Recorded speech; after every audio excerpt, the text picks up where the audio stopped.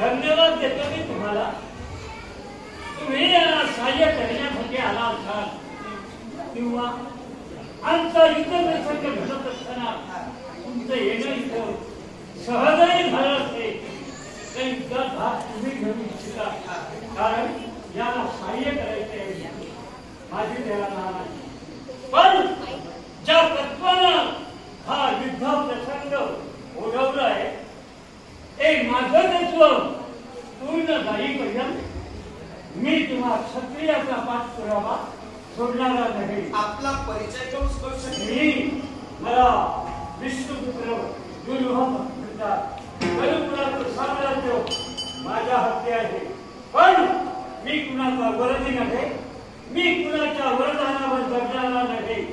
तर माझ्या मनात इच्छा निर्माण झाली. आतापर्यंत बळीपासून इतिहास पाहिला असेल तर या देवाने शपथ केलं आणि त्या कप्पाच्या लोभे साऱ्या दानवांना नेस्तनाबूत केलं. पण आता पुराणीचा दांडा गोंधळ झाला आहे. मी देवपुत्र दानवृत्तीनं वावरत नाही आणि म्हणून या त्रैलोक्याचं साम्राज्य मला हवं आहे. आणि तुम्ही सारे सम्राट मान्यने माझ्या एकत्रित झेंड्याखाली राज्य चालविलं पाहिजे.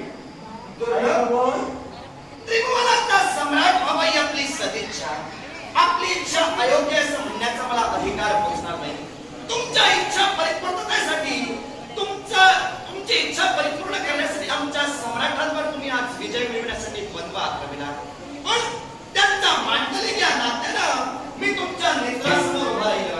मी विनंती करतोय आपल्याला हे द्वंद्व कुठेतरी थांबवा. या द्वंद्वामुळे कित्येकांची जीवितहानी होत आहे आणि म्हणूनच कित्येकांना जीवितहानी होण्यापासून मुक्त करण्याच्या उद्देशानं राजा सिद्धार्थ तुमच्या नेत्रासमोर उभा राहिला. एक तर तुमचा मत प्रभावत्री बदला नपेक्षा हाती शस्त्र घ्या. या धनुकुलात भक्तराज प्रल्हाद निर्माण झाले. देव दानवाचं युद्ध थांबवावं अखिल जगात शांतता दर्शनाची म्हणून प्रल्हादानं वैष्णव भक्ती केली. पण अखेर त्या पक्की देवाने इंद्र असुद्या, विष्णू असुद्या, शिवजन्म असुद्या पण शपथ करून सर्वांचा नाश त्यांनी केला आहे. तेव्हा मी माझ्या वळणानं या देवतानाने क्षत्रियाला वट्टी बनवणार आहे. अरे त्या माझा विनाश झाला रे. पण पुढे ते अभेद्य असेल कारण माझा श्रेष्ठ आहे. धनुष्य